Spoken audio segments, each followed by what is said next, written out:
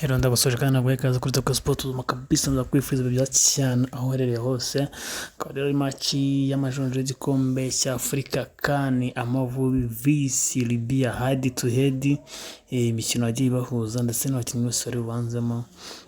Gushimira cyane ko gukora like, share, comment kuri Toko Sport ubuzima n'ibindi byose kabisa, komeza ubikore neza cyane, like share nyinshi cyane.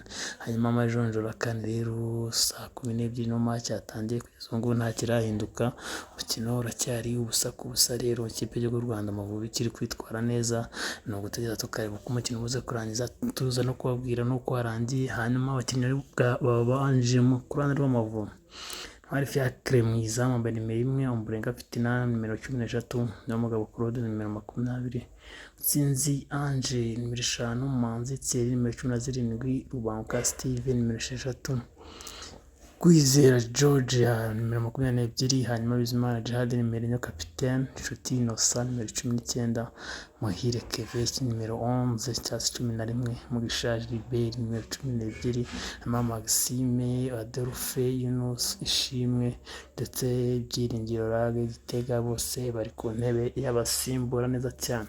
Hanyuma ku mikino yagiye bahuza ku itariki 23 z'ukwa 2012 Libya yatsinze u Rwanda 2-0, hanyuma ku itariki 20 z'ukwa 2013 Libya itsinda u Rwanda 1-1, hanyuma 18 z'ukwa 2014 banganya 0-0, mu 31 z'ukwa 2014 u Rwanda rutsinda Libya ibitego 3-0. Hanyuma ari nako ku itariki 11 z'ukwa 2015 Libya yatsinze 1-0 u Rwanda, hanyuma ku itariki 17 z'ukwa 1 Libya itsinda u Rwanda ibitego 3-1, 12/2017 0-0, hanyuma itariki 23 z'ukwa 2018 Libya itsinda igitego kimwe u Rwanda. Urumva ko mu mikino yose yabahuje u Rwanda rwatsinze umukino, nubwo rwatsinze ibitego byinshi, rwatsinze ibitego 3-0, ariko mu mikino yose yabahuje 1, 2, 3, 4, 5, 6, 7, 8, 9 ikindera mu icumi u Rwanda rwatsinze mu nubako. Rero u Rwanda rutereze leta nziza kuri Libya. Hanyuma rero amakipe y'urukino umunsi ni u Rwanda ariko nkuko twari kubwiye, hanyuma Comore na Gambia saa 12 nazo zatangiye, hanyuma Sudan na Niger umukino warangiye igitego 1-0, hanyuma Tanzania na Ethiopia nayo yatangiye kandi mu kanya cyose bakubwira amatsinda ukuntu byarangiye mu kanya gato cyane.